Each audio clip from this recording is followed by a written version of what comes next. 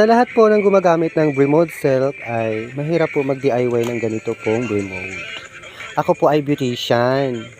Kaya itong bumili po nito ay minsan nagdi-DIY po sila, kaya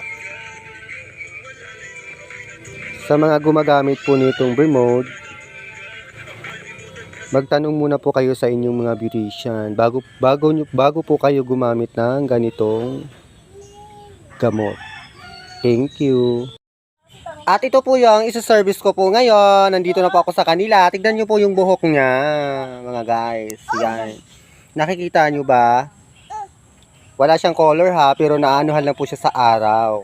Kaya nagre-reflect po yung medyo dark brown ng hair niya. Pero yung hair niya po ay virgin hair po. Kaya we need to start right now. So now, na-applyan na nga po siya ng R1. So, mag-aantay po tayo ng 1 oras bago natin i-check ulit. At ayan na nga po, nabanlawan na po natin sa i-blower na po natin. Number 1 pa lang po yan, split na po siya.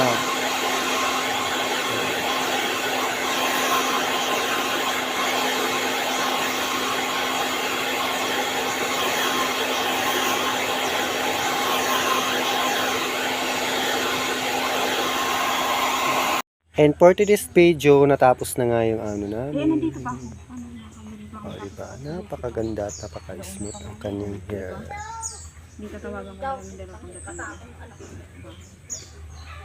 At ito, pinapahinga ko muna siya ng mga 10 minutes bago ako mag-apply ng neutralizing cream.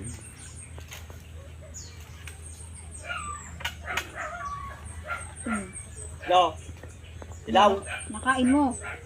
Nakain mo.